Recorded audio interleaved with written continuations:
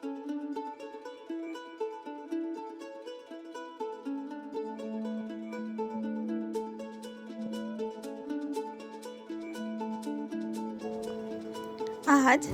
24শে মে 2024। ঘড়ির কাঁটা বলছে সময় এখন ঠিক সকাল 6টা। আর আমরা সফরনামার গ্রুপের সদস্যরা আজ রওনা হচ্ছি নতুন একটি গন্তব্যের উদ্দেশ্যে।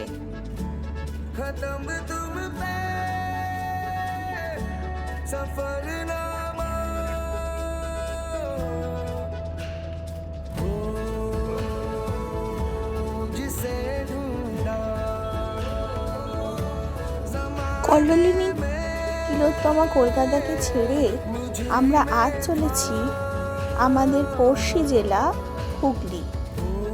আমাদের আজকের গন্তব্য যুগাবতার পরম পুরুষ শ্রী শ্রী রামকৃষ্ণদেব এবং তার পত্নী শ্রী শ্রী মা শারদামণির জন্মস্থান কামারপুকুর ও জয়রামবাটির উদ্দেশ্যে।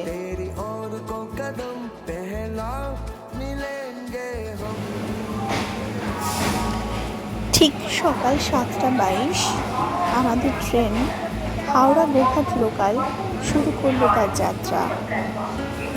সকাল 7:22 যাত্রা আরম্ভ করে 24টি স্টেশন পার হওয়ার পর 10টার সময় এই ট্রেন পৌঁছে যাবে গোঘাট স্টেশন। সমগ্র যাত্রাপথ পাড়ি দিতে সময় লাগবে 2 ঘন্টা 35 মিনিট।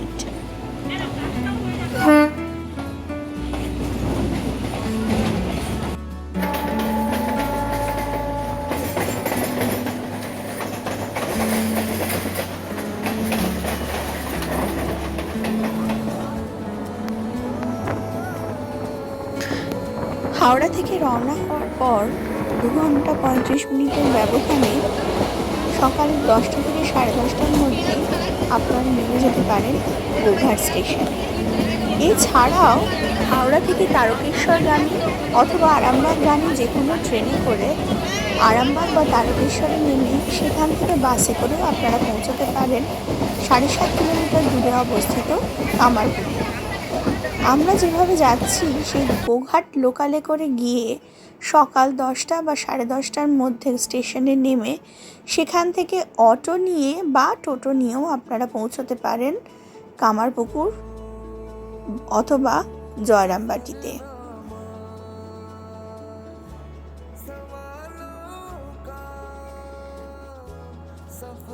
রেলপথ ব্যতীত বাসের মাধ্যমে অথবা ট্যাক্সি সার্ভিসের মাধ্যমেও আপনারা কলকাতা বা অন্যান্য জায়গা থেকে পৌঁছতে পারেন কামারপুকুর জয়রামবাটি।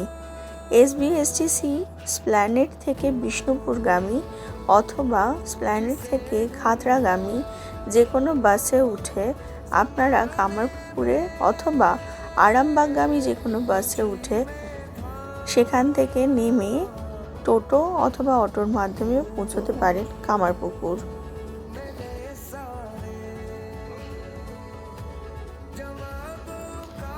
গোঘাট স্টেশনে নেমে কামারপুকুরে রামকৃষ্ণ মিশনের অন্তর্গত যে থাকার জায়গা পান্থনিবাস অথবা যাত্রী নিবাসগুলি রয়েছে সেখানে পৌঁছানোর জন্য আপনারা অটো বা টোটো ভাড়া করতে পারেন। ভাড়া লাগবে মাথা পিছু 30 টাকা করে। আমরা গোঘাট থেকে এরকমই একটি অটো বা টোটো নিয়ে পৌঁছে যাব আমাদের আজকের গন্তব্য দেড়গ্রামে অবস্থিত ক্ষুদিরাম রামকৃষ্ণ মঠের অন্তর্গত অতিথি নিবাসে। একটি টোটো সম্পূর্ণ রিজার্ভ করতে খরচা পড়বে 150 টাকা, কারণ একটি টোটো বা অটোতে সর্বাপেক্ষা 5 জন যাত্রী ভ্রমণ করতে পারেন। ঘড়িতে সময় 10:30 আর হাওড়া থেকে 24টা স্টেশনের দূরত্ব অতিক্রম করে আমরা এসে পৌঁছেছি গোঘাট। গোঘাট থেকে টোটো নিয়ে আমরা রওনা দিয়েছি প্রায় 3.5 কিলোমিটার দূরত্বের দেড়গ্রামে অবস্থিত ক্ষুদিরাম রামকৃষ্ণ সেবাশ্রমের উদ্দেশ্যে। আগামী 2 দিনে আমাদের থাকার ঠিকানা এই দেড়েক গ্রাম ক্ষুদিরাম রামকৃষ্ণ সেবাশ্রম।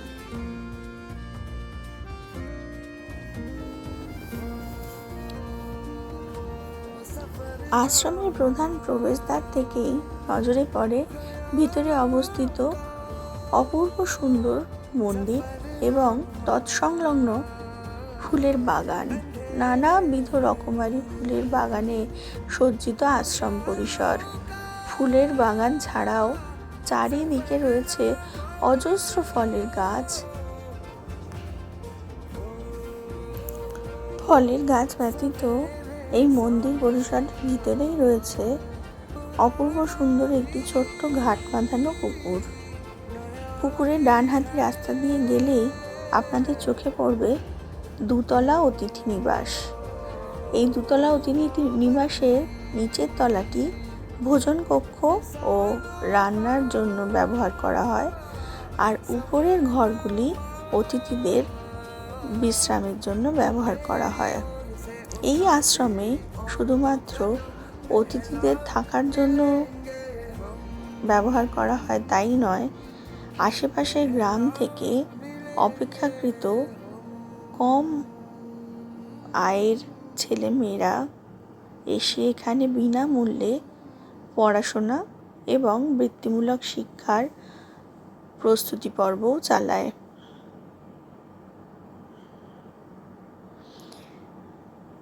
ক্ষুদিরাম রামকৃষ্ণ সেবাশ্রমের অতিথি নিবাসে থাকার জন্য আপনাদের খরচ পড়বে প্রতিদিন মাথাপিছু 300 টাকা করে, এবং এই 300 টাকার মধ্যেই যোগ করা রয়েছে সারাদিনের থাকা এবং তার সঙ্গে খাওয়ার খরচ। অর্থাৎ এখানে থাকতে গেলে এই 300 টাকার বিনিময়ে আপনি সারাদিনের সকালের প্রাতরাশ থেকে শুরু করে রাত্রিরের খাবার পর্যন্ত সব কিছুই পাবেন।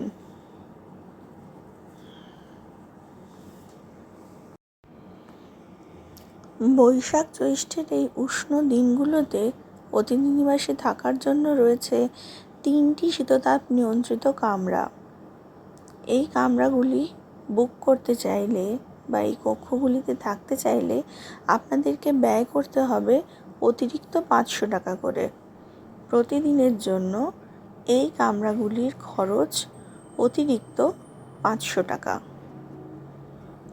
আর অতিথিরা চাইলে তাদের জন্য যে রান্নার ক্যান্টিন রয়েছে সেখানে এই পুকুর থেকে মাছ ধরে রান্না করেও দেওয়া হয়, ঠিক যেমনটা আমাদের ক্ষেত্রেও হয়েছিল।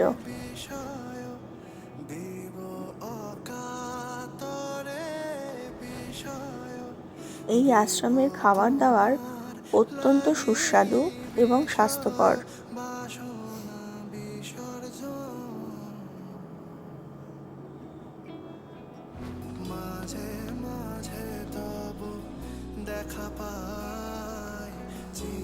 মন্দিরের গর্ভগৃহে রয়েছে যুগাবতার শ্রী শ্রী রামকৃষ্ণ দেবের প্রস্তর নির্মিত মূর্তি। প্রতিদিন এখানে সকাল এবং সন্ধেবেলা আরতি এবং ভজন কীর্তন হয়। তার সঙ্গে সঙ্গে চলে শ্রীরামকৃষ্ণের কথামৃত পাঠ। যোগাযোগ করতে চাইলে এই রইল দূরভাষ নম্বর।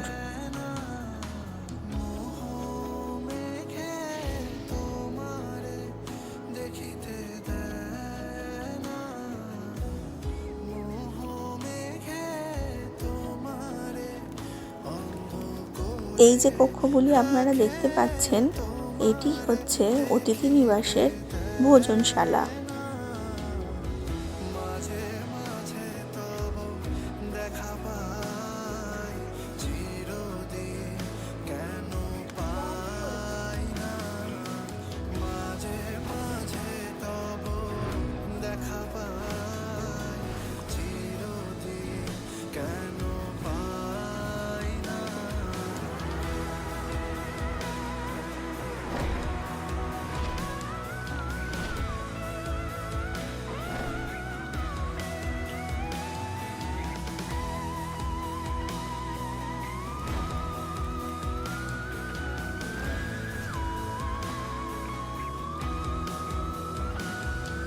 দ্বীপ্রাহরিক বিশ্রাম শেষে আমরা বেরিয়ে পড়েছি। আর প্রথমেই যেখানে এসে পৌঁছেছি, এটি শ্রীরামকৃষ্ণের পিতা ক্ষুদিরাম চট্টোপাধ্যায়ের উপাস্য দেবতা রঘুবীরের দেউল। আগে এখানেই পূজিত হতেন রঘুবীর, কিন্তু এখন এটি জীর্ণপ্রায় মন্দির মাত্র। দেড়গ্রাম আশ্রম থেকে মাত্র 5 মিনিটের দূরত্বে অবস্থিত সাতবেরিয়া ইকো পার্ক। আমরা এখন সেই ইকো পার্কের গেটে। এই ইকো পার্কটি Mahatma Gandhi rural and natural development বোর্ডের আন্ডারে অবস্থিত একটি ইকো পার্ক। ভিতরে রয়েছে সুপ্রশস্ত ক্যান্টিন এবং তার সঙ্গে রয়েছে বিনোদনের নানা রকম ব্যবস্থা। এই পার্কের ভিতরে রয়েছে একটি মাচা এবং শুধুমাত্র মনোরঞ্জনের উদ্দেশ্যে এই পার্কটি নির্মিত নয়, এখানে আপনি থাকতেও পারবেন, কারণ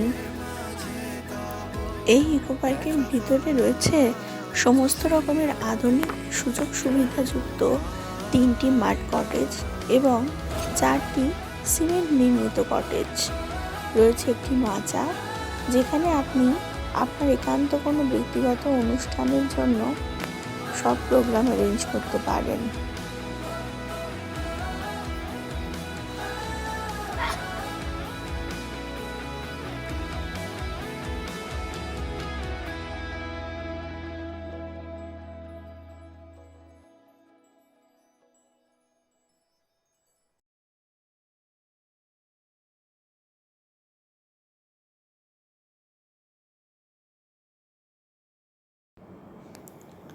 সাতবেরিয়া পার্ক থেকে বেরিয়ে এবার আমরা চলেছি কামারপুকুরের মুখ্য আকর্ষণের কেন্দ্রবিন্দু রামকৃষ্ণদেবের জন্মস্থান রামকৃষ্ণ মঠের উদ্দেশ্যে।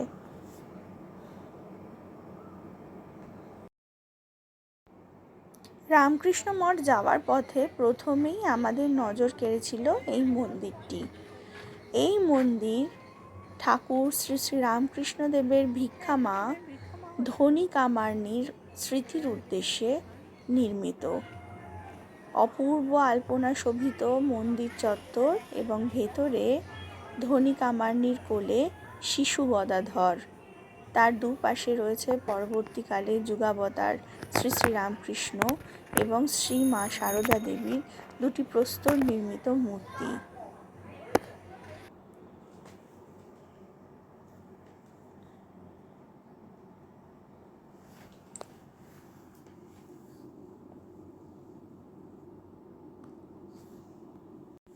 কামারপুকুর গ্রামের আদি নাম সুখলালগঞ্জ। গ্রামের আদি জমিদার সুখলাল গোস্বামীর নামেই এই নাম।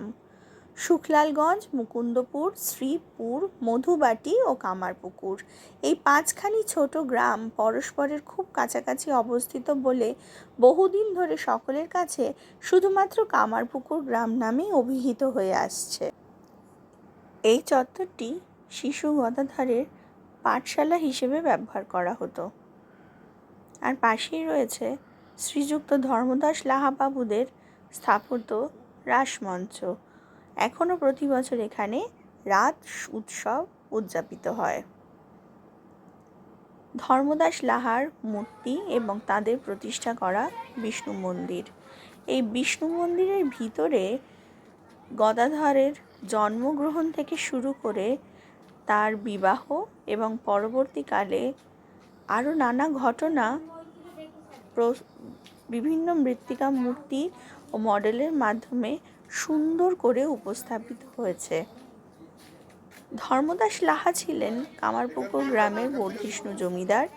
তার জ্যেষ্ঠা কন্যা প্রসন্নময়ী শিশু গদাধরকে অত্যন্ত স্নেহ করতেন এবং দিনের বেশিরভাগ সময়টাই গদাধরের অতিবাহিত হতো প্রসন্নময়ীর কাছে। পরবর্তীকালে গদাধর যখন সারদামণিকে বিবাহ করেন এবং সেই বিবাহে কনের জন্য যাবতীয় গয়না তা কিন্তু এই লাহাবাবুদের বাড়ি থেকেই দেওয়া হয়েছিল। পরবর্তীকালে গদাধর সেই গয়না তাদেরকে ফেরত দেন এবং সারদামণির কান্না থামাতে না পেরে ঠাকুর তাকে ফুলের সাজে সাজিয়ে দিয়েছিলেন বলেই ঐতিহাসিকগণ উল্লেখ করে গেছেন।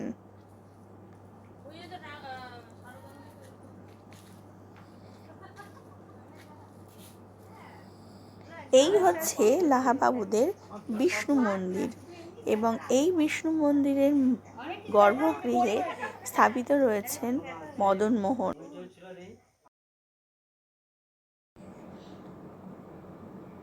লাহাবাবুদের চণ্ডী মণ্ডপ, এখনও এখানে দুর্গাপুজো হয় প্রতি বছর।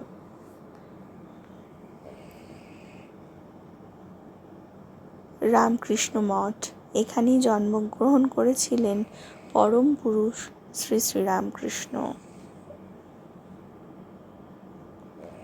রামকৃষ্ণ মিশনের অন্তর্গত যে মঠ, যেখানে রামকৃষ্ণদেব জন্মগ্রহণ করেছিলেন, সেখানে কোনো রকমের মোবাইলের ভিডিওগ্রাফি বা ছবি তোলা সম্পূর্ণ নিষিদ্ধ। তাই আমি বাইরে থেকে যতটুকু আপনাদের কাছে তুলে ধরা সম্ভব তার ছবি দিলাম।